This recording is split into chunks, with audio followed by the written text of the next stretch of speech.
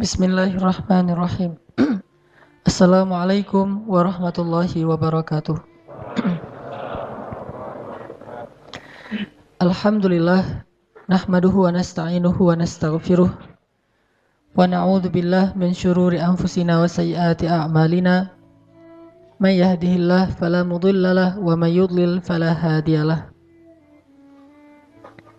Asyhadu an la ilaha illallah wahdahu la syarikalah wa asyhadu anna Muhammadan abduhu wa rasuluhu la nabiyya ba'dah. Allahumma salli wa sallim wa barik ala sayyidina wa habibina wa maulana Muhammadin wa ala alihi wa ashabihi ajma'in. Rabbi syrah li sadri wa yassir li amri wa hlul 'uqdatam min lisani yafqahuna qawli. Teman-teman sekalian, alhamdulillah dalam beberapa pertemuan terakhir kita telah membahas pertama tema tentang pasangan atau suami istri. Bahkan kajian tentang ini ada beberapa pertemuan. Kemudian kita juga udah membahas tentang masalah hubungan kita dengan orang tua, terutama dengan ibu, bahkan dengan mertua sekalipun. Maka pada kesempatan ini kita akan melanjutkan pembahasan kita tentang hubungan dengan manusia atau hablum minan nas atau muamalah, yang kali ini berkaitan dengan orang yang berada di luar rumah kita, yaitu para sahabat, teman, dan orang yang ada di sekitar kita. Hari ini kita akan membahas tentang salah satu sifat, bahkan kalau kata ulama bukan cuma sifat, tetapi karakteristik. Bedanya sifat dengan karakteristik, kalau sifat dimiliki oleh kita dan orang lain. Sedangkan kalau karakteristik, kata ulama, itulah yang menjadikan kita khas ketimbang orang lain. Itulah yang membedakan kita dengan orang lain. Sehingga para ulama mengatakan salah satu karakteristik seorang muslim, seorang mukmin yang paling luar biasa itu adalah dia seorang yang sangat setia kawan. Istilah setia kawan ini saya coba ijtihad, saya coba terjemahkan dari istilah yang sebenarnya dalam bahasa Arab itu disebut dengan istilah al-ithar. Kalau dalam bahasa Arab disebut dengan istilah al-ithar. Dalam bahasa Arab itu ada dua, ada ithar, ada atharah. Ada ithar yaitu setia kawan, ada atharah yaitu individualis. Ini mirip istilahnya, ithar, atharah. Nah, kita akan membahas tentang salah satu karakteristik seorang muslim atau seorang yang mengaku mukmin adalah ithar. Dan seperti apa ithar ini? Kalau kita bahas bahwa setia kawan, bukan hanya muslim yang punya sifat setia kawan. Dan istilah setia kawan ini bukan hanya dimiliki oleh orang-orang yang mengaku beriman. Bahkan orang yang tidak beriman kepada Allah pun kadang lebih setia kawan dari orang yang mengaku beriman. Lalu bagaimana kita akan menunjukkan kalimat dari hadis Nabi, innama bu'ithtu, sesungguhnya aku diutus hanya liutammima makarimal akhlak, untuk menyempurnakan, untuk mengutuhkan akhlak-akhlak yang mulia. Sehingga dulu saya pernah menyampaikan bahwa yang memiliki akhlak mulia itu bukan cuma muslim, non-muslim juga mereka punya akhlak yang mulia. Mereka juga belajar tentang kemuliaan akhlak. Tetapi Islam, kata Nabi, liutammim, dia mutammimal akhlak, mutammima makarimal akhlak. Dia menyempurnakan semua akhlak-akhlak yang indah, semua akhlak-akhlak yang baik yang dimiliki oleh sekian banyak manusia. Kaum muslimin menyempurnakan, artinya kalau kita membicarakan tentang sifat jujur, maka semua orang belajar tentang jujur, tetapi yang paling sempurna kejujurannya itu harusnya seorang muslim. Kita bicara tentang sifat sabar, banyak orang yang memiliki sifat sabar, tetapi harusnya muslim itulah yang paling sempurna kesabarannya. Kita bicara tentang sifat setia kawan, banyak orang yang punya sifat setia kawan, bahkan orang yang dalam bahasa poster itu mungkin masa bejat dulu, dalam keadaan masih bejat, kita jauh dari masjid, kita nggak pernah sholat, kita nggak taat sama orang tua, tapi kita punya sifat setia kawan kepada teman-teman kita itu luar biasa. Harusnya orang yang sudah datang ke masjid, yang sudah mengaku berhijrah, yang sedang belajar Al-Quran dan Sunnah, dia punya sifat setia kawan yang lebih sempurna daripada mereka yang menurut sebagian orang disebut orang yang belum berhijrah. Jadi kalau kita mengaku sudah berhijrah, kalau kita mengaku sedang memperbaiki diri dan sudah sering ikut taklim, tetapi kita tidak lebih setia kawan daripada mereka yang jarang ikut taklim atau yang belum pernah datang ke masjid, berarti kita belum memiliki karakteristik seorang muslim sehingga tidak sah disebut sebagai muslim sejati. Apa bedanya kita dengan mereka? Bahkan mungkin mereka lebih baik daripada kita. Ada satu orang namanya si A misalnya. Dia punya 2 orang teman. Teman yang pertama si B, ini orang yang sudah hijrah, rajin ke masjid, sholat berjamaah, ikut taklim. Ini si B. Temannya yang satu lagi si C, nggak pernah berhijrah, nggak pernah ke masjid, nggak pernah ikut taklim, sholat aja nggak pernah. Ketika si A ini membutuhkan pertolongan, atau dia sakit, atau dia butuh apapun, dalam keadaan sedang diuji dengan satu musibah, maka lihatlah siapa yang pertama datang untuk menolong si A. Kalau yang pertama datang adalah si B, harusnya demikian karena dia yang sudah berhijrah, dia yang sudah belajar. Tetapi alangkah memalukannya, alangkah sedihnya jika yang pertama datang kepada si A ini adalah orang yang gak pernah berhijrah, gak pernah ke masjid, ke taklim, yaitu si C. Sekarang kira-kira kita punya teman nih yang sering punya masalah, yang sering kadang-kadang diuji dengan musibah. Dia punya teman, salah satunya kita yang sudah rajin ke masjid, yang sudah sholat berjamaah di masjid. Dan dia juga punya teman-teman yang lain yang gak pernah ke masjid, yang seringnya ke tempat-tempat maksiat. Coba tanya pada diri kita masing-masing, kalau teman kita ini butuh sesuatu, apakah kita lebih dulu datang kepada dia atau teman kita yang kita sebut ahli maksiat lebih dulu datang kepada dia? Ini adalah muhasabah yang paling jujur untuk menunjukkan siapa yang paling baik di antara kita dengan orang lain. Yang kita sebut sebagai ahli maksiat dengan ahli ta'lim dan ilmu. Harusnya seorang muslim menunjukkan yang paling awal dalam kebaikan. Bukankah Allah mengatakan wasari'u ila maghfiratin min rabbikum wa jannah fastabiqul khairat was-sabiquna as-sabiqun ulaikal muqarrabun. Mereka yang pertama, mereka yang lebih dulu, mereka yang berlomba-lomba. Di mana semangat perlombaan dalam kebaikan itu seandainya kita mengaku sudah rajin datang ke masjid? Apakah perlombaan kita hanya langkah-langkah menuju rumah Allah? Bukankah kebaikan bukan hanya ada di dalam masjid, tetapi juga kebaikan tersebar di seluruh bumi yang Allah miliki ini? Sehingga harusnya kita harus muhasabah dan merasa malu kepada Allah dan kepada manusia. Bahwa kita seringkali bukan yang pertama datang untuk menolong saudara kita yang sedang membutuhkan pertolongan kita. Kita sering disalib oleh orang-orang yang kita sebut, mungkin dia orang yang tidak beriman, kita disalib oleh mereka. Ketika misalnya ada musibah di salah satu kota di kota-kota ada di Indonesia, yang pertama yang datang langsung turun tangan. Di antara orang-orang yang mau membantu mereka itu perusahaan-perusahaan yang latar belakangnya bukan perusahaan yang orang muslim. Kemudian yang datang negara yang latar belakangnya itu bukan penguasa muslim. Kemudian secara individu yang datang untuk menyumbangkan berbagai macam bantuannya itu bukan muslim. Charity yang pertama sekali datang untuk menolong kita justru bukan orang yang paling taat dalam agamanya, tetapi mereka orang yang jauh dari masjid, jauh dari taklim. Ini menunjukkan bahwa kita belum benar-benar mengikuti sunnah Nabi SAW. Padahal harusnya kalau kita mengaku ahlus sunnah wal jamaah, kita menjadi orang yang pertama. Liutammima makarimal akhlak. Menjadi yang pertama dalam menunjukkan akhlak-akhlak yang sempurna ini. Baru namanya mutammimul makarimil akhlak. Sebut saja misalnya kisah yang paling populer tentang Rasulullah tuh ketika ada seorang laki-laki kafir sakit. Laki-laki itu sering menyakiti Rasul kan? Meletakkan duri di depan rumah Rasul, membuang kotoran di depan rumah Rasul, menghina Rasul, memfitnah Rasul, mencela Rasul, memarah-marahi Rasul. Dan Rasul sering disakiti fisik dan perasaan beliau oleh orang itu. Tapi suatu hari dia tidak muncul dan tidak ada yang mengganggu Rasulullah di jalan sehingga Rasulullah bertanya, di mana si fulan? Rasulullah tidak mengatakan di mana si pengganggu itu, tidak, tetapi di mana si fulan. Karena Rasulullah merasa heran, biasanya dia udah lebih duluan datang untuk menghadang Rasulullah SAW, mencegat Rasulullah di jalan. Tapi hari ini dia tidak muncul. Di mana si fulan? Kata orang-orang si fulan sedang sakit ya Rasulullah. Di mana rumahnya? Ditanya rumahnya, lalu Rasulullah langsung balik arah. Bukannya datang ke Ka'bah untuk berdakwah, bukannya datang ke rumah sahabat untuk taklim, tetapi langsung balik arah menuju rumah orang yang paling jahat kepada beliau, yang sedang sakit. Sehingga ketika Rasulullah datang mengetuk pintu, kemudian dia bertanya, "Man?"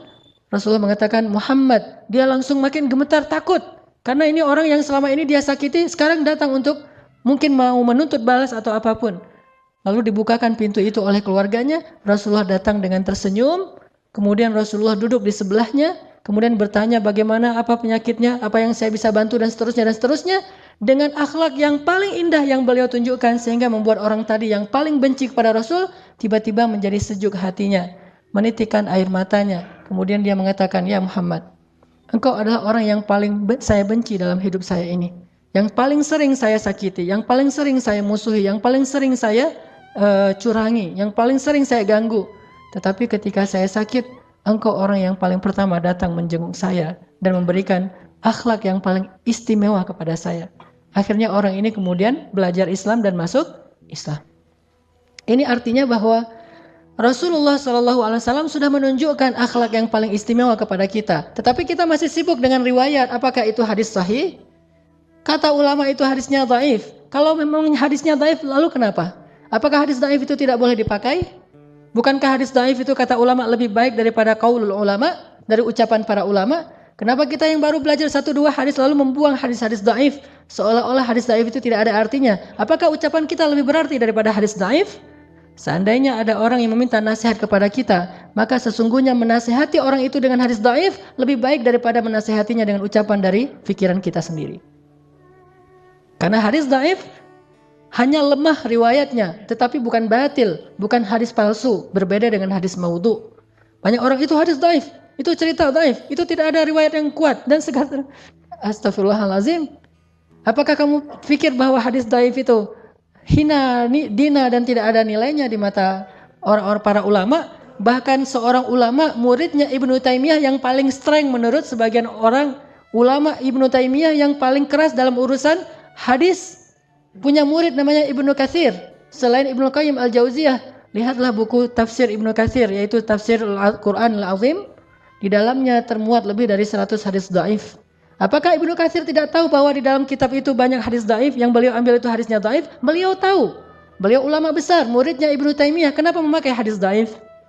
Karena beliau tahu bahwa hadis dhaif itu tidak perlu dibuang, tetapi dia tetap dipakai sebagai motivasi, fadilah, penyemangat, selama hadis dhaif ini tidak bertentangan dengan hadis sahih. Kalau hadis dhaif bertentangan dengan hadis sahih, maka hadis dhaif ditinggalkan. Tetapi kalau hadis dhaif ini malah menguatkan, memperjelas makna dari hadis sahih, maka hadis dhaif tetap dipakai oleh para ulama. Banyak termasuk Imam Al-Ghazali dalam kitab beliau tentang Ihya Ulumuddin, banyak sekali hadis dhaif. Termasuk juga ulama India yang dari Jam'atut Tabligh, Fadailul A'mal. Orang membuang buku itu, tidak usah baca buku itu karena hadisnya banyak yang dhaif. Memangnya beliau tidak tahu hadisnya dhaif? Beliau tahu, beliau ulama hadis, dan dari India itu banyak sekali ulama-ulama hadis yang luar biasa. Intinya bahwa kisah ini adalah sebuah inspirasi yang luar biasa tentang akhlak Rasulullah SAW. Jauh sebelum kita mengkritisi tentang ilmiahnya, maka kita telah bisa mengambil manfaat dan hikmah yang luar biasa dari kisah ini. Di mana kita dibandingkan Rasulullah SAW dalam urusan itsar, setia kawan. Maka teman-teman sekalian, malam ini kita akan belajar menjadi orang yang lebih setia kawan. Karena kalau saya pribadi merasa sangat malu ketika saya mengaku muslim, saya pakai aksesoris yang menunjukkan keislaman saya, apalagi kalau saya membanggakan keislaman saya. Jangankan membanggakan, hanya pakai aksesoris keislaman. Apa aksesoris keislaman? Misalnya diantaranya saya pakai baju koko, saya datang ke masjid, saya sholat, atau mungkin pakaiannya sampai ke jubah, sorban, peci, segala macam. Atau yang bahkan bukan hanya aksesoris keislaman, kebanggaan terhadap Islam. Saya memakai baju dengan tulisan bahwa saya bangga sebagai seorang muslim, saya ini seorang muslim, so what gitu, dan seterusnya kan ya. Kan bangga sekali ini dengan keislaman kita dan itu baik. Tetapi di situ ada beban yang luar biasa. Bebannya adalah apakah kita yang mengaku sebagai muslim, bahkan membanggakan keislaman kita, sudah menjadi orang yang paling layak disebut sebagai akhlak terindah di antara manusia? Atau jangan-jangan kita yang mengaku sebagai muslim justru orang ngelihatnya dengan sebelah mata karena yang mengaku dan membanggakan keislaman itu justru yang paling tidak baik akhlaknya. Ini bagi saya muhasabah dan akan menjadi rasa malu yang luar biasa sehingga mencoba untuk selalu belajar. Ada orang di belakang mobilnya ditulis La ilaha illallah. Mobil yang di belakang, di kaca belakang sudah ditulis La ilaha illallah, nggak boleh ngebut loh ya. Karena itu bebannya berat. Kalau dia ngebut nggak ada La ilaha illallah, dia tidak membawa kalimat thayyibah dalam akhlak yang khabithah. Tetapi ketika di mobil dia tulis La ilaha illallah, dia tulis misalnya muslim atau apa, dia tulis bahasa-bahasa kebanggaan Islamnya, ini hal yang positif, tidak masalah dengan itu. Kita ingin syiar, tapi syiar itu ada konsekuensinya. Jangan hanya syiar dalam bentuk teks, tetapi ada tanggung jawab yang lebih besar daripada teks itu sendiri, yaitu tanggung jawab akhlak. Karena orang tidak lihat sholat kita, dan mereka juga tidak akan merasa kagum dengan sholat kita. Mereka akan lihat dan kagum, takjub, dan menjadi respect kepada kita karena akhlak kita. Sehingga yang membawa La ilaha illallah ketika ada masalah di jalan, dia harus jauh lebih akhlaknya, lebih baik akhlaknya daripada mereka yang di belakang ditulis mungkin kalimat-kalimat misalnya FBI, mungkin dia ada kalimat tentang benderanya Amerika, ada benderanya Jepang, orang bangga dengan bendera yang lain, atau minimal bendera Indonesia, kita pakai benderanya Palestina, benderanya Arab Saudi, La ilaha illallah. Ini berat membawa kalimat itu. Makanya kenapa di belakang mobil saya tidak ada La ilaha illallah? Karena saya masih suka ngebut di jalan. Alasan. Setidaknya orang tahu suatu saat saya pernah gini. Ini saya waktu itu pakai sorban mau ngajar pakai jubah. Karena lagi-lagi alasannya buru-buru gitu. Ngebut kan? Karena macet, jalannya tuh udah stuck banget. Akhirnya saya ngambil jalur yang arah berlawanan. Dan dipancing sama angkot sebetulnya. Saya ngikutin angkot aja, jalur yang berlawanan. Pas ngikutin angkot, angkotnya langsung bisa masuk, saya ketinggalan di belakang. Dan kemudian di depan udah ada mobil yang berlawanan masuk. Dan mobilnya kebetulan mobil mewah. Lalu setelah itu saya buka kaca tuh mau minta maaf kepada dia. Dia juga buka kaca, langsung dia teriak di wajah saya dengan kalimat dari kebun. Dan waktu itu mungkin karena dia lihat dari depan ini orang pakai sorban, pakai jubah, tapi kok ngambil jalur orang. Di situ saya merasa sangat malu, bukan marah kepada dia, justru saya menganggap bahwa dia pantas mengatakan itu kepada saya. Harusnya saya membawa aksesoris Islam, pakai sorban, pakai jubah. Belum lagi nanti kalau ada yang kenal itu Ustadz Hanan dan seterusnya. Berarti saya harus lebih baik akhlaknya daripada mereka. Yang saya maksud dengan akhlak ini bukan urusan pribadi, tetapi bagaimana sikap kita kepada orang lain. Itu terbawa. Apalagi kita, misalnya teman-teman udah pada tahu nih, teman-teman komunitasnya kita di sini, ada yang komunitasnya atlet mungkin para atlet sepak bola, ada komunitasnya yang lain, anak motor, anak musik, anak segala macam kan di sini nih. Teman-teman kita di komunitas tahu kalau kita tuh udah hijrah, kalau kita itu udah rajin ke masjid, bahkan bukan hanya tahu dari orang lain, kita sendiri yang kadang-kadang ngomong, saya ngaji di Al-Latif, saya sekarang lagi coba belajar agama dan seterusnya. Disitulah kita sebetulnya sedang diperhatikan oleh mereka. Kalau mereka memperhatikan kita, jangan buru-buru menjudge mereka bahwa mereka itu sedang curiga sama kita, menjelek-jelekan kita, enggak. Mereka sedang memperhatikan, apakah yang sudah mengaku hijrah ini lebih baik akhlaknya atau tidak. Kalau lebih baik, maka saya akan ikut dia. Kalau yang sudah hijrah ini, yang sudah belajar agama ini lebih mengalah, lebih sabar, lebih mudah memaafkan, lebih lebar senyumnya daripada yang lain, maka saya akan ikut dia. Tetapi kalau yang sudah mengaku berhijrah ini kemudian yang dulunya suka tersenyum sekarang mulai manyun, saya tidak akan ikut dia. Kalau yang dulunya dia orangnya asik sekarang mulai jaim, saya tidak akan ikut dia. Kalau dulunya orangnya sangat toleran sekarang orangnya sangat strike gitu, saya tidak akan ikut dia. Ternyata akhlak kita itulah yang akan menarik mereka untuk ikut sama-sama menikmati hidangan Allah di dalam masjid. Intinya adalah salah satu yang paling mereka perhatikan itu dan akan membuat mereka takjub itu adalah sifat ithar yang tadi saya coba terjemahkan dengan setia kawan. Mari kita coba baca ayat Al-Quran yang sangat fenomenal tentang masalah ithar yang ada di dalam surat Al-Hasyr. Coba kita buka surat 59, surat Al-Hasyr ayat 9. Surat 59 ayat 9.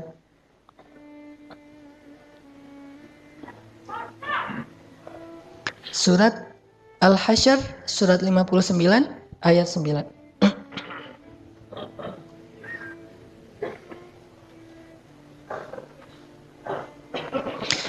أعوذ بالله من الشيطان الرجيم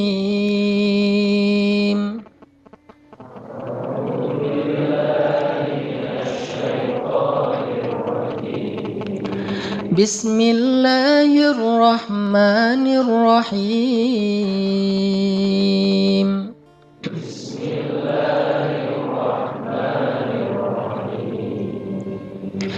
والذين تبوأوا الدار والإيمان من قبلهم يحبون من هاجر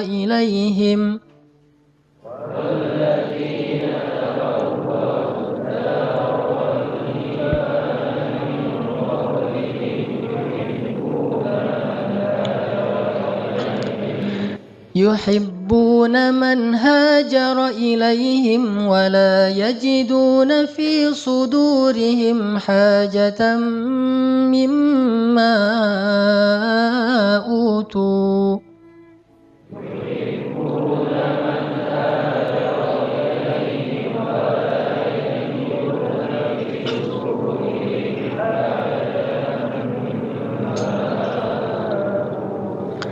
ويؤثرون على أنفسهم ولو كان بهم خصاصة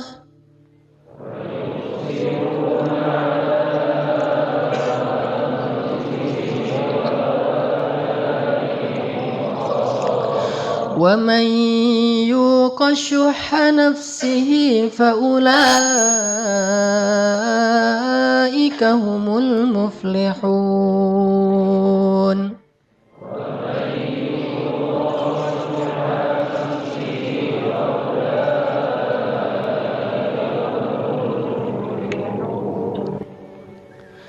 Dan orang-orang yang telah menempati kota Madinah dan telah beriman, yaitu kaum Ansor, sebelum kedatangan kaum Muhajirin. Mereka adalah orang-orang Ansor yang sangat mencintai orang-orang Muhajirin yang berhijrah kepada mereka. Dan mereka itu tiada menaruh satu keinginan pun dalam hati mereka terhadap apa yang diberikan kepada kaum Muhajirin. Dan mereka selalu ithar atau mengutamakan orang-orang Muhajirin atas diri mereka sendiri, sekalipun mereka dalam keadaan kesusahan. Dan siapa yang dipelihara dari kekikiran dirinya, mereka itulah orang-orang yang beruntung. Teman-teman sekalian, di dalam ayat 9 ini Allah Subhanahu wa taala menyebutkan satu kata ithar dalam bentuk verb atau kata kerja, yaitu kalimat wa yu'thirun. Wa yu'thiruna ala anfusihim walau kana bihim khasasah. Dan yang diambil sebagai sampel atau contoh tentang ithar di dalam Al-Qur'an itu adalah satu kaum, bukan satu individu. Ini menunjukkan bahwa sifat ithar ini dimiliki oleh orang banyak yang luar biasa, yang mereka disebut oleh Allah dengan istilah kaum Ansor, yang terdiri dari suku Aus dan suku Khazraj. Orang-orang Ansor, orang-orang Madinah. Ternyata orang-orang Madinah ini adalah orang-orang yang ahlul ithar, orang yang sangat luar biasa dalam berithar, dalam setia kawan itu luar biasa orang Ansor. Sangat terlihat nanti kisah-kisah itharnya orang Ansor itu, gimana mereka bisa setia kawan, bagaimana mereka bisa lebih mengutamakan orang Muhajirin daripada diri mereka, sampai ke tingkat yang kita tidak bisa mengerti, sampai ke tingkat yang tidak bisa dipercaya oleh akal kita. Begitu luar biasanya sifat setia kawannya kaum Ansor. Di antara contoh setia kawannya kaum Ansor misalnya, ketika kaum Muhajirin datang ke Madinah, kemudian mereka membutuhkan tanah, membutuhkan rumah, membutuhkan modal untuk kerja, membutuhkan keluarga, maka kaum Ansor membagikan setengah dari rumah mereka untuk Muhajirin, memberikan setengah dari tanah mereka untuk Muhajirin. Bahkan ada di antara mereka yang menyerahkan seluruh hartanya untuk kaum Muhajirin, dan mereka kemudian tinggal bersama keluarga mereka yang lain. Jadi kalau ada adik kakak berlima nih, maka salah satu di antara yang orang 5 ini menyerahkan seluruh hartanya, kemudian dia numpang tinggal bersama keluarganya yang lain. Saking ithar, saking setia kawannya kepada kaum Muhajirin. Ini yang dilakukan oleh orang Ansar, sehingga ketika Rasulullah dan sahabat Muhajirin datang ke Madinah, mereka tidak kelaparan, mereka tidak kedinginan, mereka tidak kepanasan. Mereka semuanya mendapatkan tempat seperti yang mereka dapatkan di kampung halaman mereka, karena ithar dari kaum Ansar. Siapa di antara kita yang bisa seperti ini? Datang orang yang kita tidak kenal sama sekali. Kalau itsar kepada para sahabat, setia kawan dengan teman-teman itu, ini kita mungkin bisa.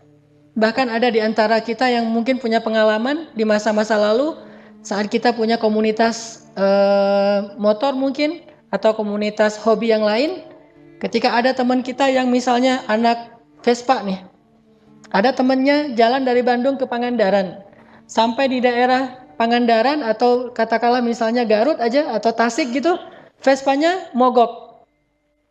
Kemudian dia telepon tengah malam, jam 1 malam dia telepon temannya di Bandung. Bro, Vespa saya mogok gitu. Dan saya sekarang, kamu lagi di mana? Lagi di Tasik, nih mau ke Pangandaran. Mogok udah berapa kali dibenerin nggak bisa hidup, nggak bisa nyala. Saya sendiri sekarang di jalan. Oh ya udah, lo tunggu ya di situ ya, ntar lagi gue datang gitu. Akhirnya dia dari Bandung jauh-jauh naik Vespa juga ke Pangandaran. Untung nggak mogok lagi di daerah Ranca Ekek gitu.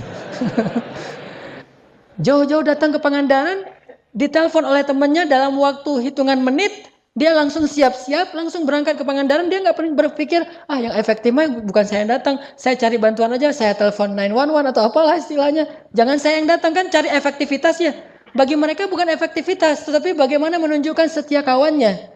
Mungkin kalau mau efektif, dia akan telepon saudaranya yang ada di Tasik, tolong bantu teman saya, itu aja udah setia kawan.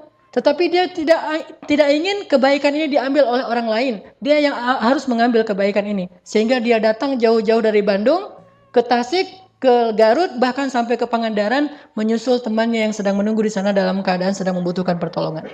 Ini dilakukan oleh orang-orang yang tidak mengenal agama.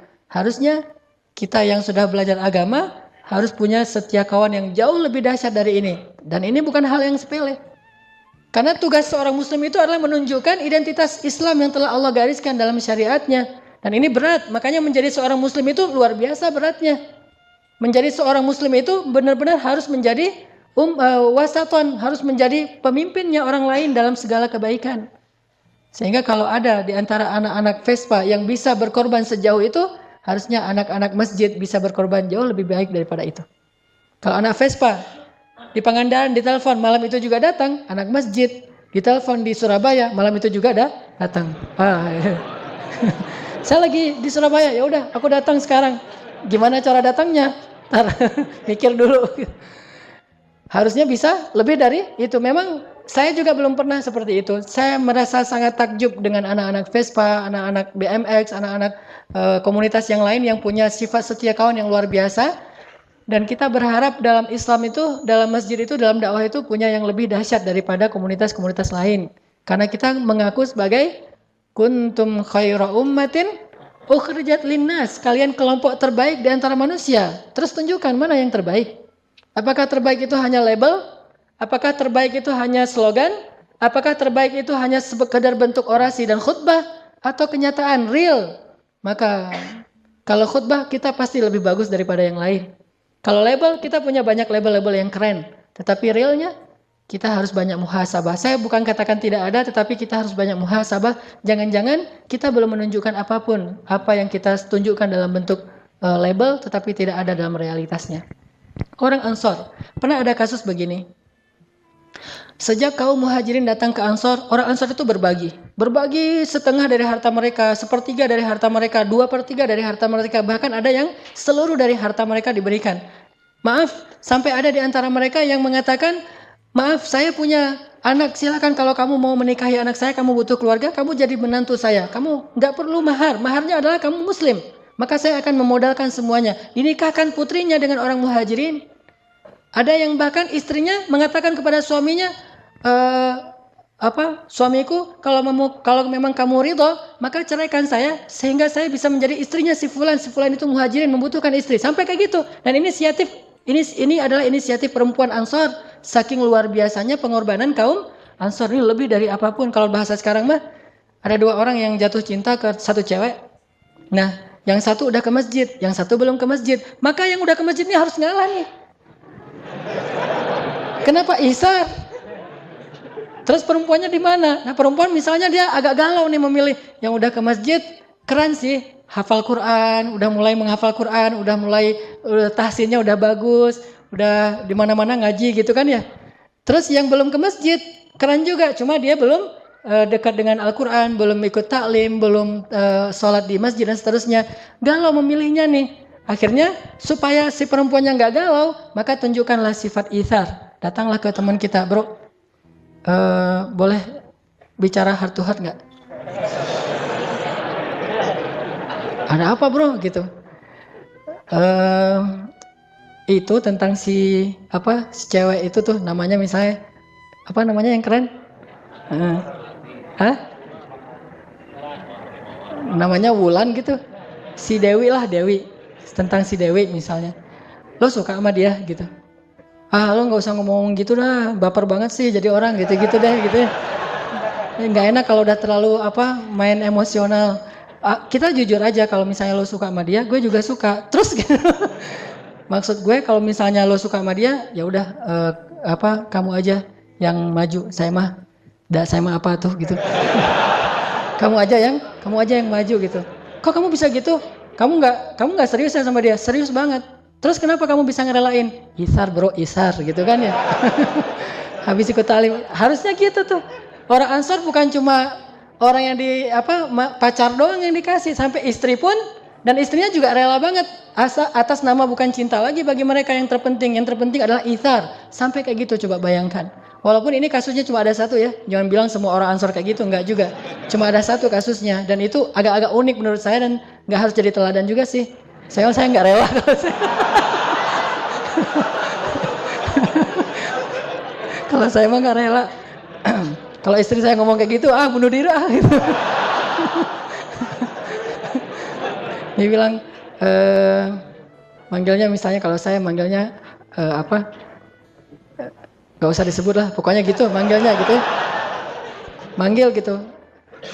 Kamu cinta sama aku? Cinta banget dong gitu kan.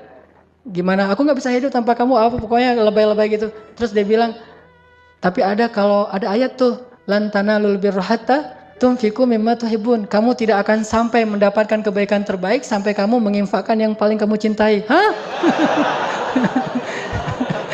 Menginfakkan yang paling dicintai. Maksud kamu apa? Ceraikan aku biar aku menikah dengan dia. Wah! Langsung rame itu kan ya, selingkuh lah, segala macam lah tuduhan-tuduhannya. Tapi orang Ansor ada yang pernah kayak gitu, bayangin. Ini menunjukkan bahwa ithar mereka itu udah luar biasa. Sampai saya bilang, nggak bisa dipercaya dengan logika kita, tapi mereka bisa melakukannya.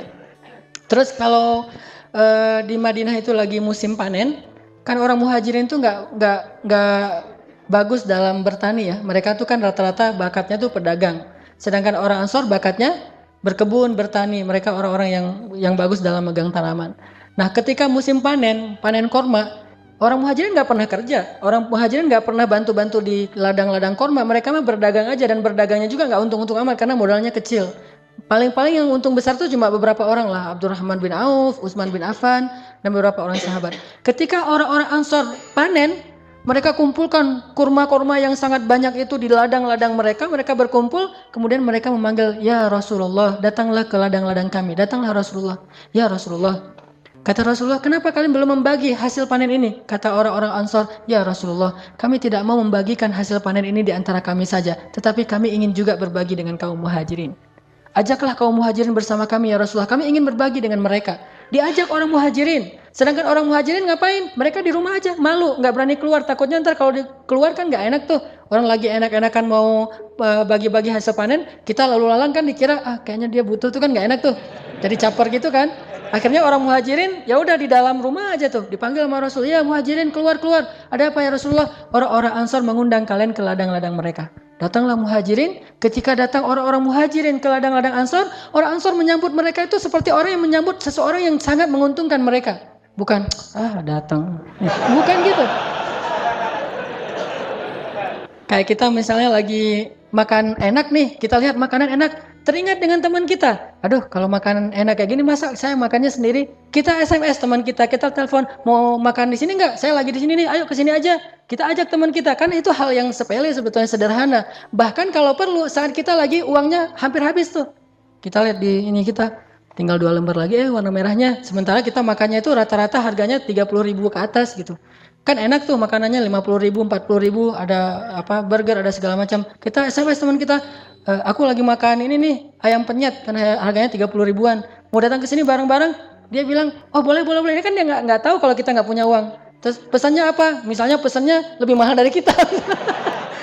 Mulai mikir, dihitung-hitung tadi kira-kira sampai nggak, jangan-jangan nanti pas udah pesan semuanya uangnya kurang kan.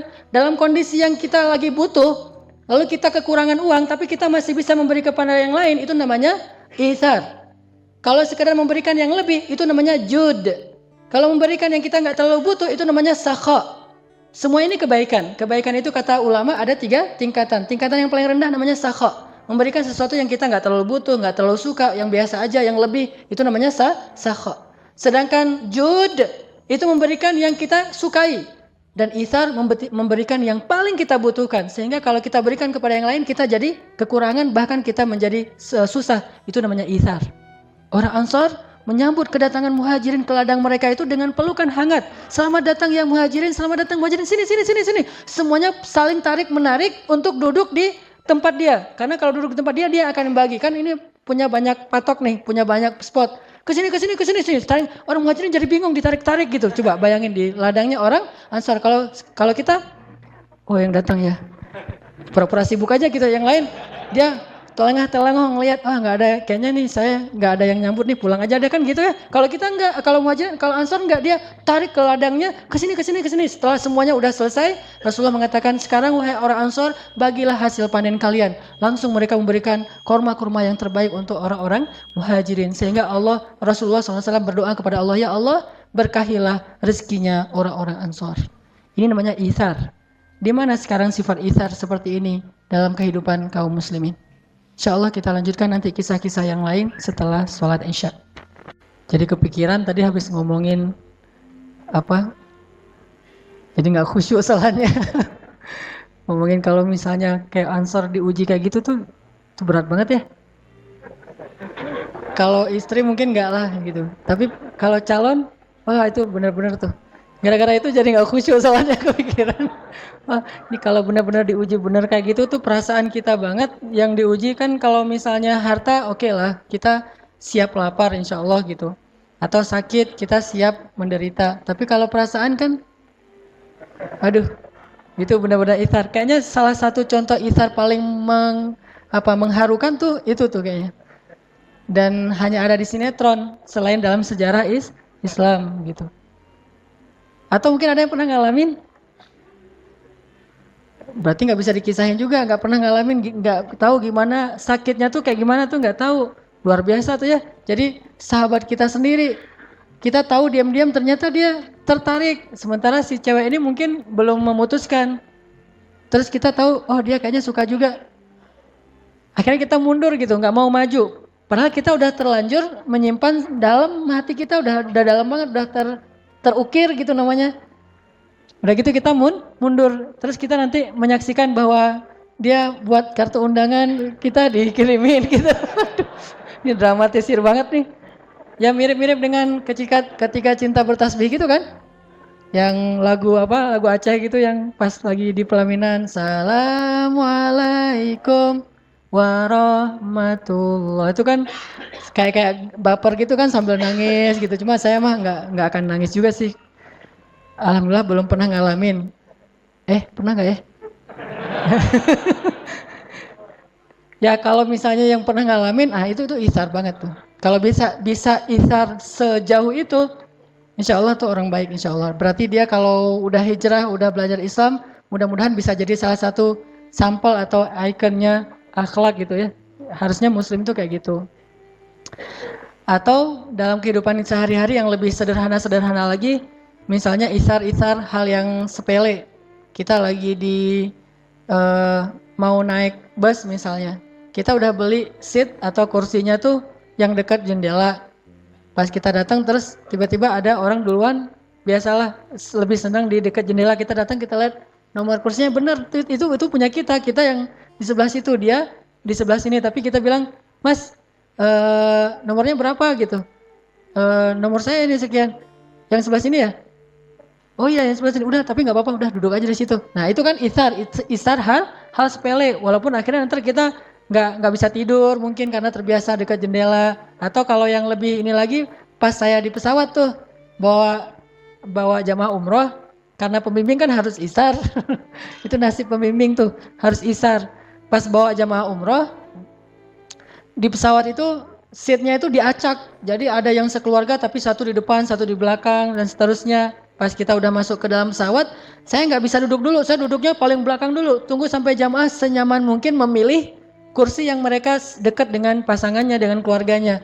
Kadang-kadang kursi saya, Ustadz duduknya di mana? Di sini. Boleh nggak Ustadz ditukar? Oh boleh banget, boleh banget, boleh banget. Terus saja ganti lagi, pindah ke depan. Ustadz, ini anak saya di sebelah sana, boleh nggak di sini? Oh ya boleh Bu. Saya pindah lagi sampai 5 kali pindah. Akhirnya saya ke paling belakang. Nah ini hal-hal yang sepele kayak gitu bisa jadi salah satu contoh-contoh isar dalam kehidupan kita. Atau termasuk dalam masjid kayak gini, misalnya kita udah selesai sholat, kita nggak sholat sunnah dulu karena pengen yang lainnya biar bisa sholat. Itu terjadi loh di Mekah, Madinah tuh harusnya kayak gitu isar. Tapi orang udah beribadah di Mekah, Madinah malah nggak bisa isar. Misalnya di Raudhah gitu. Di Raudhah tuh kan tempat yang mustajabah doa tuh di Masjid Nabawi. Orang sholat di situ tuh lama-lamaan, doanya tuh panjang banget. Perasaan di Indonesia nggak gitu-gitu amat, tapi sampai di sana tuh gitu amat, panjang banget doanya tuh. Udah gitu kalau orang Indonesia kan berpersepsinya doa itu harus duduk ya, nggak bisa sambil jalan atau sekedar berdiri aja nggak bisa, harus duduk. Jadi dia duduk bersila udah nyaman banget gitu, naruh barangnya depan belakang kanan kiri, doa ya Allah panjang banget. Di belakang tuh orang-orang Arab bilang ya Ammi ya Allah ya Allah ya Ammi ya haji haji haji gitu. Mereka karena nggak ngerti bahasa Arab bagus juga sih jadi cuek gitu, terus aja berdoa. Nah ini namanya ithar, hal-hal yang sepele kayak gini. Kalau dalam kehidupan kita yang lebih ekstrim lagi mungkin yang tadi saya pernah lihat di internet di YouTube tuh ada liputan tentang seorang anak di Australia, Muslim. Jadi dia dapat penghargaan dari pemerintah Australia sebagai salah satu contoh anak yang berkorban untuk kakaknya. Anak ini sekitar 8-9 tahun, kakaknya 12 tahun, tenggelam di salah satu pantai di laut, tenggelam, dua-duanya nggak bisa berenang, tapi pas ngelihat kakaknya lagi tenggelam, nggak bisa berenang, akhirnya dia nolongin kakaknya, sambil dia tarik kakaknya dan dia udah kelep juga, dia udah minum banyak air, terus sampai bisa membawa kakaknya ke pantai dan dia sampai lemes dan pingsan, diambil sama lifeguard, kemudian dibawa ke ambulan dan di perjalanan dia meninggal dunia. Sehingga langsung dikasih banyak penghargaan, orang banyak yang menangis untuk dia. Nah ini ithar, rela mati demi orang lain. Kadang kita ngerasain kayak gitu. Kayak misalnya kita lagi bareng-bareng berenang di UPI misalnya, yang 5 meter tuh kan ya. Nah ada teman kita yang ternyata terlalu pede mungkin berenangnya, main nyemplung aja, dia kira 1,5 meter. Pas dia masuk ke situ kok dalam banget masuknya. Datanglah kita, ceng gitu kan. Terus kita pegangin, kita bawa ke atas. Walaupun kita bisa berenang juga kan, tapi kita nggak belajar cara nyelamatin orang lain. Berenang sendiri sih mungkin bisa, tapi nyelamatin orang ditekan-tekan sama dia, udah aja kita mungkin minum banyak air sampai kita akhirnya kenyang gitu dan pingsan karena kenyang. Nah ini ithar. Tapi nggak tahu nih, ada nggak orang yang mau melakukan sejauh ini? Kalau ada yang bisa melakukan sejauh itu minimal untuk keluarganya, itu berarti menunjukkan bahwa dia udah punya semangat ithar yang luar biasa. Intinya ithar memberikan sesuatu yang paling kita butuhkan walaupun sedikit. Sampai Nabi bilang apa tentang ithar? Rubba dirhamin sabaqa alfa dirham. Bisa jadi 1 dirham itu lebih Allah sukai daripada 1000 dirham, kata Nabi. Kenapa bisa jadi 1 dirham lebih Allah sukai daripada 1000 dirham? Karena 1000 dirham ini diberikan oleh orang kaya. Sedangkan 1 dirham ini diberikan oleh orang yang sangat-sangat membutuhkan 1 dirhamnya. Jadi bisa jadi 1 dirham ini nilainya lebih besar di mata Allah daripada 1000 dirham. Apa bedanya? Bukan angkanya, tapi ithar dan jud.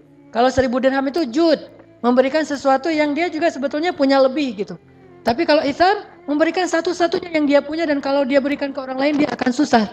Itulah ithar. Sehingga ada kisah seorang ulama di zaman tabi'in. Beliau miskin, fakir, malah ulama-ulama dulu kan terbiasa hidup dalam keadaan miskin.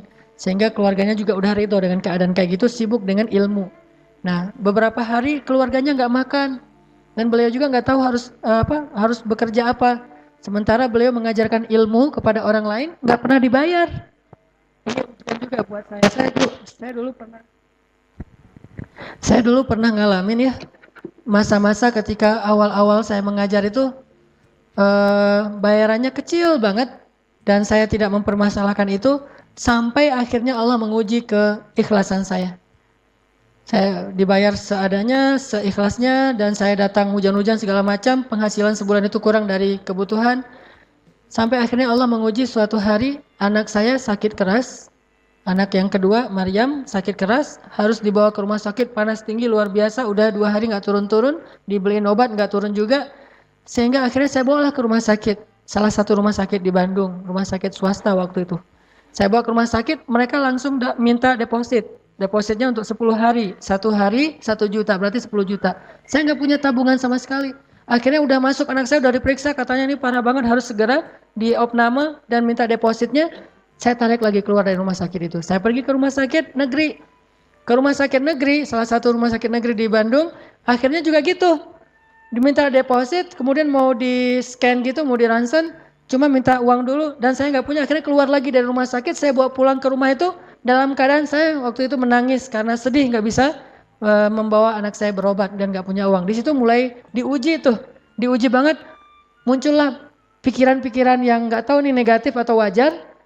Saya selama ini ngajar ikhlas-ikhlas, tapi giliran saya butuh nggak ada yang bisa nolong. Kan teruji tuh. Nah disitulah akhirnya mulai diuji antara pilihan. Kalau gitu memilih nggak nih mana yang mahal infaknya, mana yang kecil, atau yang kayak gini dikasih istilahnya mungkin ada angkanya segala macam. Saat itulah ujian paling berat. Dan para sahabat atau cerita ulama tadi pernah seperti yang saya alamin. Anaknya sakit, keluarganya nggak makan sekian hari. Akhirnya dia cari pekerjaan. Ketika dia udah bekerja di pasar itu mengangkut jadi kuli pasar gitu, dia dapat untuk bisa beli roti cuma satu roti doang tuh, saking murahnya dibayar. Dan itu pun pasarnya pasar yang jauh yang nggak ada yang kenal dengan dia. Soalnya kalau di pasar ini orang kenal nanti disedekahin, nggak enak. Dia pergi ke pasar yang jauh, bekerja dapat beli satu roti. Pas dia pulang dari perjalanan dari pasar ke rumahnya, dia udah bahagia nih, anak saya bentar lagi bisa makan, keluarga bisa makan, saya bisa makan. Tiba-tiba di tengah jalan dia bertemu dengan seorang ibu dengan 3 orang putrinya, semuanya dalam keadaan kelaparan. Kata ibu ini, Pak, boleh saya minta tolong? Saya belum makan, udah berapa hari, anak-anak saya juga kasihan belum pada makan. Ini mulai ujian nih dalam hati si laki-laki ini, ulama ini. Kemudian akhirnya setelah dia timbang-timbang, dia kasihlah setengah dari rotinya kepada ibu tadi dan setengah lagi dibawa pulang. Ketika dibawa pulang, anak-anaknya semuanya, namanya setengah roti untuk anak-anaknya yang banyak, habis semuanya dan dia nggak makan. Habis kerja jadi kuli pasar, nggak makan, setengah dikasih jatahnya untuk orang lain, setengah lagi untuk keluarga. Setelah itu tiba-tiba datanglah seseorang ke rumahnya mengetuk pintu. Assalamualaikum, waalaikumsalam. Ya fulan, ada seseorang yang ingin bertemu dengan engkau. Siapa? Saya adalah teman ayahmu, almarhum ayahmu. Memangnya ada apa dengan ayah saya? Enggak, saya dulu pernah meminjam uang dari ayahmu sekian dinar. Dan alhamdulillah sekarang saya sudah bisa mengembalikan dan ini plus juga bagian dari ucapan terima kasih saya dan dia mendapatkan sekitar 100 dinar. 1 dinar sekarang harganya sekitar 2,5 juta. 250 juta ithar. Orang yang rela memberikan yang paling dia butuhkan dalam keadaan sangat lapar. Dan bayangkan itu jangan sekarang. Sekarang mungkin kita nggak terlalu lapar nih. Coba bayangin pas lapar-laparnya, nggak punya apa-apa, terus teman kita datang minta pinjam uang, kita kasih. Itu benar-benar ujian ithar. Dan seorang muslim harusnya mampu melakukan hal yang seperti itu. Yu'thiruna ala anfusihim walau kana bihim khasasah. Dikasih ke orang lain walaupun dia butuh banget. Atau ada mungkin kisah yang agak-agak ngebaper tuh. Kita mau nikah, udah ada modalnya nih. Tiba-tiba ada teman kita butuh modal juga untuk usaha atau mungkin sakit atau keluarga kita yang butuh. Terus kita mikir kan, ini saya nabung sekian tahun biar bisa nikah. Sekarang pas saya udah dapat calonnya dan saya udah punya modal untuk mahar dan acaranya, tiba-tiba ada keluarga yang sakit dan dia butuh pertolongan saya. Kalau saya kasih ke dia, berarti saya ditunda pernikahannya. Kalau saya nikah, berarti saya harus menolak dia dengan walaupun rasa berat hati. Ini ada satu kalimat yang menurut saya, kalimat yang tertuang begitu aja ketika saya membayangkan. Apa kalimatnya? Menangis setelah berkorban itu jauh lebih mengharukan daripada menangis karena penyesalan. Menangis setelah berkorban jauh lebih mengharukan daripada menangisi kesalahan. Jadi kalau kita bisa berkorban kemudian kita menangis karenanya, terharu gitu, maka itu jauh lebih mengharukan daripada menangis karena kesalahan yang kita buat. Jadi Usahakan jangan buat kesalahan. Lebih baik kita berkorban untuk orang lain daripada kita berbuat kesalahan. Sehingga nanti kalau kita menangisi kesalahan kita yang sekarang, itu nggak keren. Lebih keren kita menangisi pengorbanan kita walaupun kita nggak dapat untung. Namanya juga pengorbanan. Itu menurut saya lebih mengharukan. Kita melihat anak-anak kita tertawa, tersenyum bahagia, tanpa mereka tahu bahwa sebetulnya kita dalam keadaan sedang irit nih. Tapi kita kasih kepada mereka apa yang mereka butuhkan. Itu bisa mengharukan banget menangisnya. Kepada pasangan kita, kepada teman kita. Dalam keadaan sangat irit. Kita untuk misalnya sendal kita tuh udah sobek misalnya, bahkan udah berlubang gitu sendal kita atau sepatu kita. Kita nggak beli sepatu baru atau kita punya ransel kita tuh udah sobek-sobek. Kita nggak beli ransel demi untuk bisa beli baju anak kita, padahal bukan baju yang penting-penting amat, baju baru biasa. Atau untuk istri kita dia lagi jalan ngelihat ada jubah yang bagus, kita beliin untuk pasangan kita. Itu jauh lebih keren dan itu adalah Isar, belajar dari keluarga, pasangan, orang tua, teman, dan seterusnya.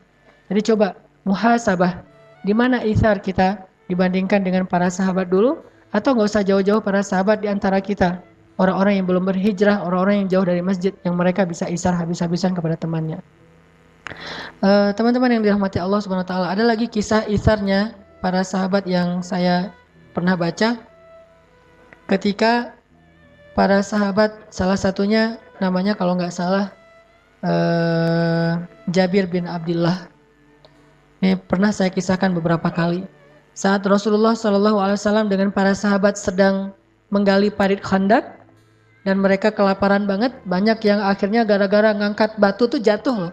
Saking kelaparannya menggali parit Khandak, saking kelaparan dan susahnya ngangkat batu tuh sampai dia jatuh dan tertimpa batu. Saking lemahnya. Tapi mereka terus bekerja, siang malam makannya cuma 1 butir kurma sama minum air. Akhirnya Jabir bin Abdullah merasa kasihan kepada Rasul. Yang ngelihat Rasulullah itu susah banget. Dia pulang ke rumah, dia tanya kepada istrinya, istriku ada apa di rumah kita yang bisa kita berikan kepada Rasulullah sebagai makanan? Kata istrinya, nggak punya apa-apa. Kita juga orang miskin. Satu-satunya yang kita punya itu cuma seekor domba yang masih kecil banget, yang baru berukuran yang sangat kecil, baru lahir, sama satu kalau bahasa sekarang mungkin 1 kilogram gandum yang bisa dibuat untuk beberapa potong roti. Cuma itu yang kita punya di rumah. Kata Jabir, ya sudah kalau gitu kamu tolong buatkan roti biar saya potong dombanya. Disiapkanlah daging domba, kecil banget dombanya, mungkin hampir seukuran ayam gitu, hampir seukuran kucing kecil gitu. Domba yang baru lahir. Cuma satu-satunya yang dimiliki segitu tuh. Kalau dalam bahasa Arab kan itu ada istilahnya tuh, domba yang sangat kecil, ya agak gede dari kucing sedikit gitu. Nah dipotongin, kasihan banget sih dombanya. Terus buatin roti, udah selesai masak gitu, hanya untuk bisa makan 3 orang. Pergilah menemui Rasulullah. Kata Jabir, ya Rasulullah, saya sudah mempersiapkan jamuan makan malam. Kalau Rasulullah selesai bekerja nanti, datanglah ke rumah saya untuk makan malam bersama. Saya siapkan jamuannya. Rasulullah bahagia banget kan? Bayangin, yang ngundang itu orang miskin loh. Dan Rasulullah udah curiga, pasti makanannya cuma segitu-gitu aja. Namanya juga Jabir. Siapa yang gak kenal Jabir dengan kemiskinannya? Sehingga kalau yang ngundang itu Jabir, paling ya gitu-gitu aja lah makanannya. Rasulullah tahu itu. Tapi Rasulullah saking bahagianya diundang walaupun cuma sederhana makanannya dan tahu cukupnya paling banyak untuk 3 orang. Dan Jabir udah mengatakan, cuma untuk 3 orang ya Rasul. Rasulullah langsung berdiri mengatakan, wahai para sahabat, yang jumlahnya berapa? 1000 orang. Wahai para sahabat, Jabir ngundang kita makan di rumahnya. Wallahu Akbar gitu semuanya. Bayangin, jatah makan 3 orang diundang kepada 1000 orang. Rasulullah tuh nekat juga ya. Ya sahabat, dan itu 1000 orang tuh lapar semua loh. Lapar semua, berhari-hari gak makan. Jabir mengundang kita untuk makan di rumahnya. Semuanya bertakbir Allah Akbar, Masya Allah, Jabir apa? Jabirnya pucat, langsung lari tuh. Lari nemuin istrinya. Wah istriku gawat. Kata istrinya, kenapa? Ternyata yang akan datang itu bukan cuma 3 orang sahabat, tapi ada ratusan bahkan 1000 orang. Kata istrinya dengan tenang, siapa yang mengundang mereka? Engkau atau Rasulullah? Kata Jabir, Rasulullah, aku cuma mengundang Rasulullah sama 2 orang sahabat. Kata istrinya, kalau Rasulullah yang mengundang, biarkan mereka datang. Allah dan Rasul lebih tahu. Datanglah Rasulullah dengan orang-orang yang beringas semua nih yang datang. Rumah Jabir kecil, nggak muat untuk semua orang. Akhirnya makannya di luar rumah. Lihat di sini, kalau kita misalnya dapat undangan yang kayak gini cuma untuk satu orang atau mungkin porsinya kecil, tapi kita masih ingat teman kita bahkan rame lagi yang pastinya kita nggak akan dapat jatah mungkin. Jadi hal yang sedikit dibagi rame, saking setia kawannya. Maka Rasulullah ngajak orang yang 1000 dan beliau tahu kalau mereka udah datang mereka lupa bahwa itu Rasulullah, makan aja semuanya. Sering kayak gitu soalnya. Rasulullah dilupain sehingga Rasulullah diam-diam aja nggak makan, yang lain pada makan. Baru nanti setelah mereka kenyang udah pada sendawa gitu, udah gelegean, kalau kata orang Sunda apa? Terap gitu. Nah, jadi udah gelegean, udah terap, baru mereka tanya, loh Rasulullah kok nggak makan? Rasulullah kan sering digituin. Rasulullah bilang, udah biarin aja. Seolah-olah bahwa Rasulullah itu udah kenyang, bahkan ada yang sampai matiin lampu. Nah Rasulullah tahu kondisinya akan kayak gitu resikonya, tapi Rasul tetap mengundang 1000 orang yang lapar-lapar tuh datang ke rumah Jabir. Jabir dengan wajah agak pucat, nih pasti nggak akan cukup nih. Kalau bahasa saya mah, kalau sekarang mungkin enak kalau kayak gitu, tinggal telepon warung Padang kan, nanti 1000 bungkus gitu. Pas udah datang 1000, utang dulu ya, kan bisa aja gitu kan ya. Ini kan nggak bisa nelpon warung Padang atau apa gitu, udah aja dengan kambing seukuran kucing sama beberapa potong roti. Kata Rasul, tutuplah dengan kain. Ditutup, jadi kayak bejana gitu, kayak talam gitu, ditutup pakai kain. Terus Nabi mengatakan, wahai para sahabat, ambillah sesuka kalian tanpa membuka penutupnya. Jadi ngambilnya dari dalam gitu. Dan Rasulullah nggak mendahulukan dirinya dan Jabir, tetap yang lain dulu. Jabir bagikan pada mereka. 1000 orang, bayangin berapa jam tuh. 1000 orang dibagikan satu bejana, satu talam gitu. Ngambil roti. Ini kayaknya tulang nih, daging nih. Ambil gitu. Ini kayak tulang, daging. Ambil.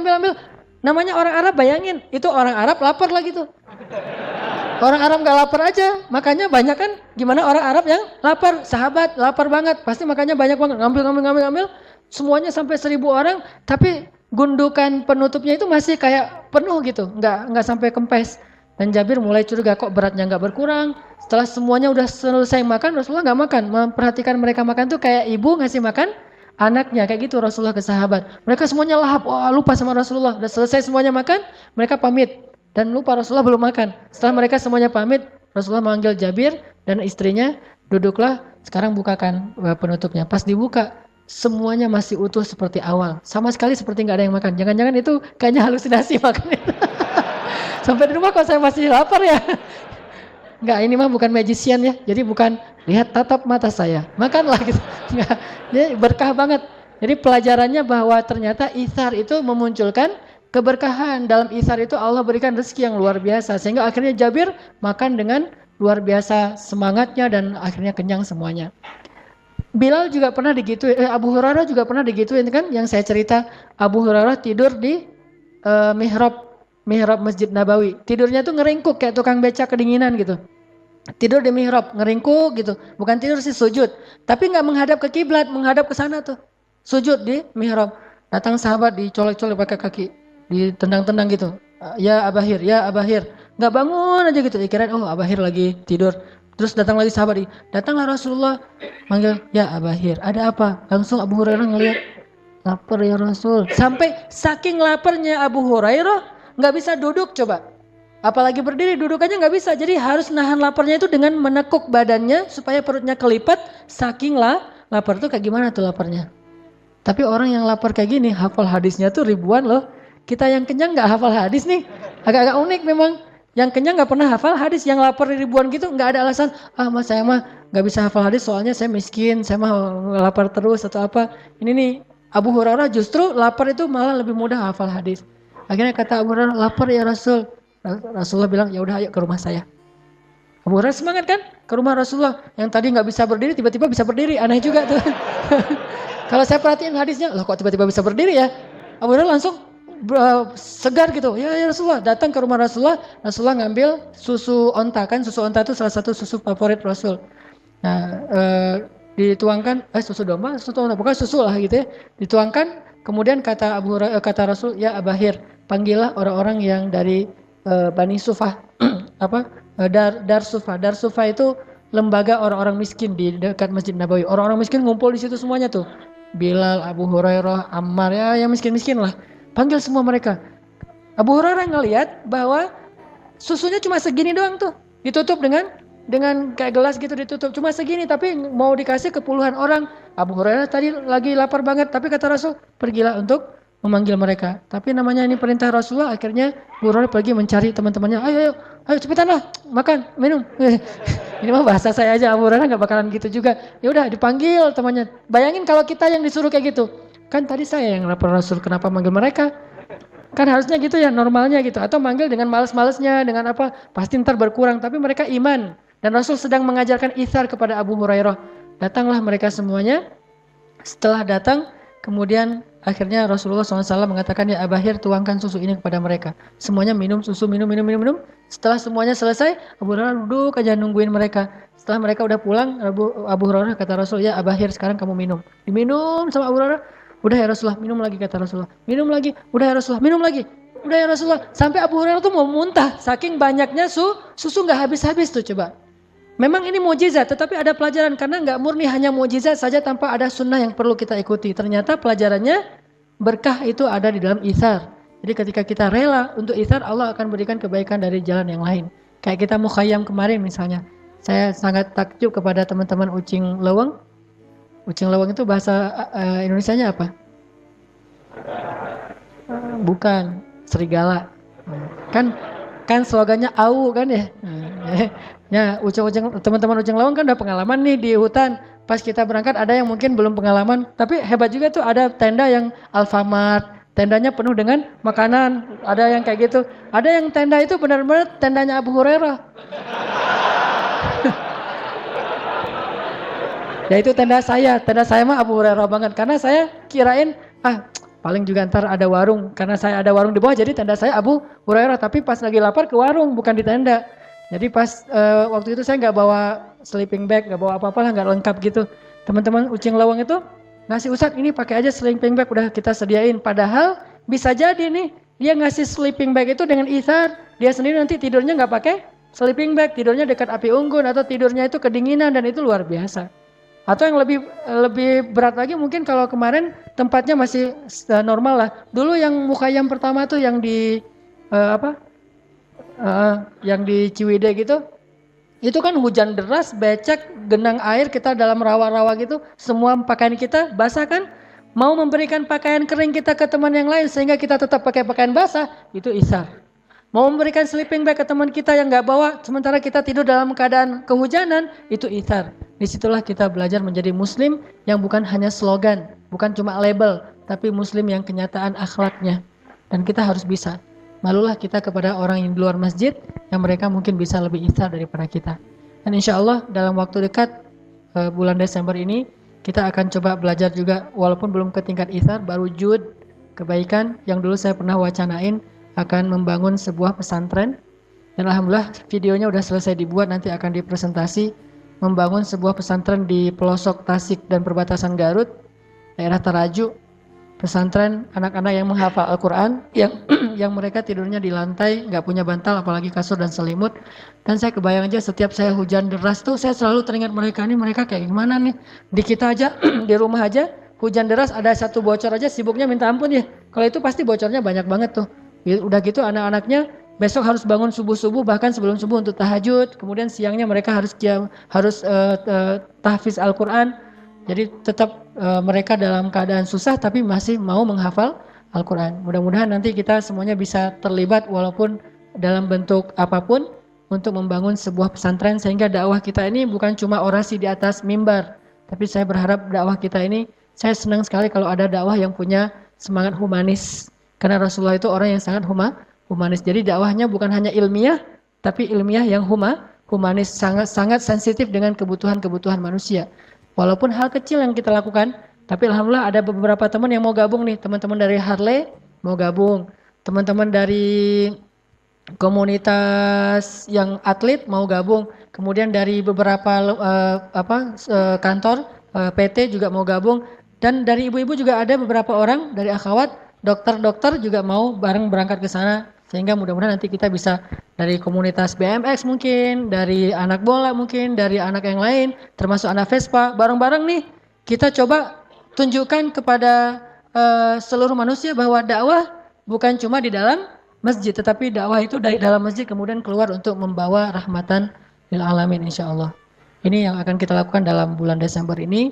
Mudah-mudahan kita semuanya bisa terlibat, walaupun bentuknya bebas apapun. Bahkan doa yang paling penting sekali adalah doa, sehingga semuanya bisa berjalan lancar. Barakallahu li wa lakum. Marilah kita tutup dengan sama-sama berdoa. Mudah-mudahan Allah Subhanahu wa taala memberikan kepada kita ilmu yang bermanfaat, bukan sekadar ilmu yang kita ingat. Ditambah lagi di sini ada doa khusus yang dimintakan untuk almarhum Bapak Eri Ahradi bin Endang,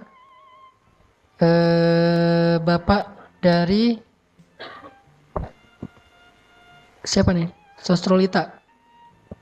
Ya, almarhum Bapak Eri Ahradi bin Endang. Mudah-mudahan Allah Subhanahu wa taala menerima beliau sebagai hambanya, ditempatkan di sisinya yang terbaik, diampunkan dosanya, diangkat derajatnya, dan dilapangkan kuburnya. A'udzu billahi minasy syaithanir rajim. Bismillahirrahmanirrahim. Alhamdulillahi rabbil alamin. Allahumma hdina fiman hadait, wa'afina fiman afait, wa tawallana fiman tawallait, wa barik lana fima a'tait, wa qina birahmatika syarra ma qadait. Allahumma lakal hamdu ya Rahman, lakal hamdu ya Rahim, lakal hamdu ya Rabbal alamin. Alhamdulillahi ala ni'matil Islam, alhamdulillahi ala ni'matil iman, alhamdulillahi ala ni'matit taubah, alhamdulillahi ala ni'matil Qur'an, alhamdulillahi ala ni'matil ukhuwah, alhamdulillahi ala ni'matil hijrah, alhamdulillahi ala ni'matil ibadah. Allahumma inna nas'aluka halawatal iman, Allahumma inna nas'aluka ridhaka wal jannah, wa na'udzu bika min sakhatika wan nar. Allahumma ighfir lahu warhamhu wa'afihi wa'fu anhu wa akrim nuzulahu wa wassi' madkhalahu waj'al qabrahu rawdatan min riyadil jannah wa la taj'al qabrahu hufratan min hufarin niran. Allahumma ighfir lana wa liwalidayna warhamhuma kama rabbayana shighara. Rabbi ighfir li wa liwalidayya warhamhuma kama rabbayani saghira. Ya arhamar rahimin, ighfir li ummahatina ya